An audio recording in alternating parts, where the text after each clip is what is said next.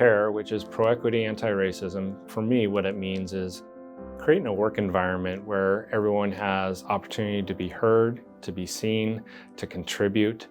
They feel safe, feel engaged. It is imperative that we be a just and fair employer. Ultimately, we're a people agency. We serve people every day in the work that we do. PEAR work was initiated by the Executive Order 2204, and it's not just for the Department of Correction.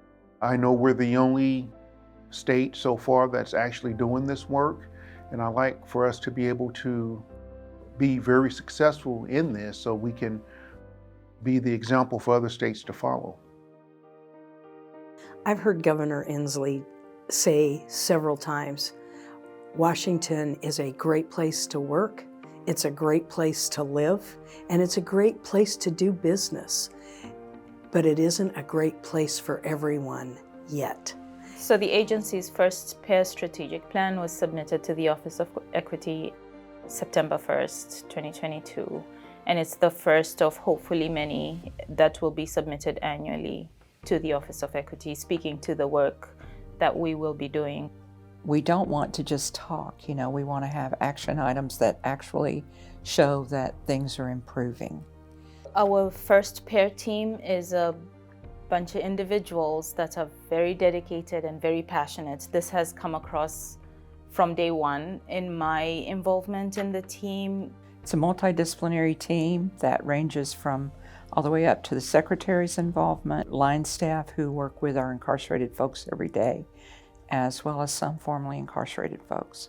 It's going to continue to grow. The team that I see, the people that are on this team that I see already are amazing.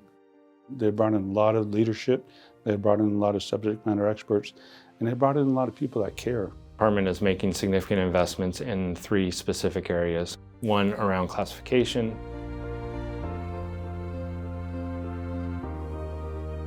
the other around discipline,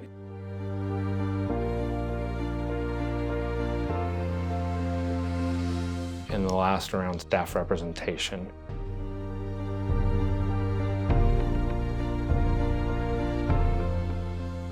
In each of those areas, staff are charged with looking at foundational elements as to what we ought to be paying attention to, what we can measure, but where we can really move the needle in and around establishing equitable practices, good policy and practices. When you classify somebody, you are setting a trajectory for them. You're setting an experience for them.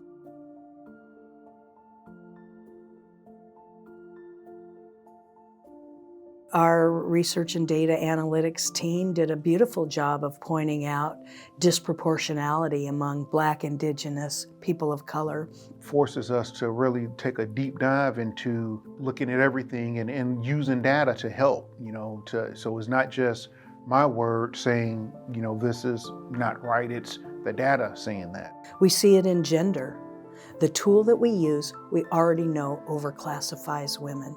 Incarcerated women tend to get infracted at a lot higher rate than men do. However, men have higher violence levels in prison than women do. So it would make you think that the men would have a higher infraction level. That is not true. When I reveal that to our staff, they're really shocked by the numbers. So I think oftentimes biases aren't recognized.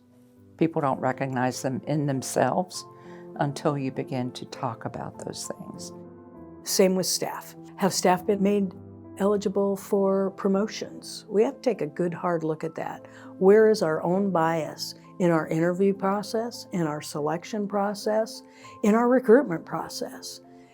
How do we get all voices to the table? And our data shows that people of color leave our employ faster. So we want to find out what that is about.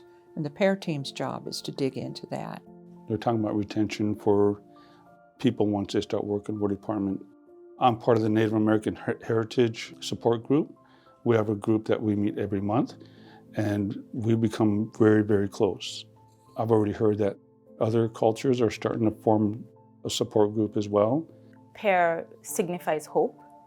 I think that it's important that we recognize the disparities that exist and work towards fixing them, because ultimately that just makes for a better world. Once people realize what PEAR is all about, give it a chance to grow and to accept and to learn from it.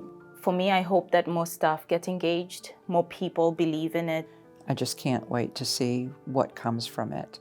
For the future of PEAR, I see staff engaged at all levels of the organization. This isn't just a top-down management approach. This provides opportunity for staff to have input, for them to be heard to create and cultivate new ideas. And I invite all DOC staff to join the conversation.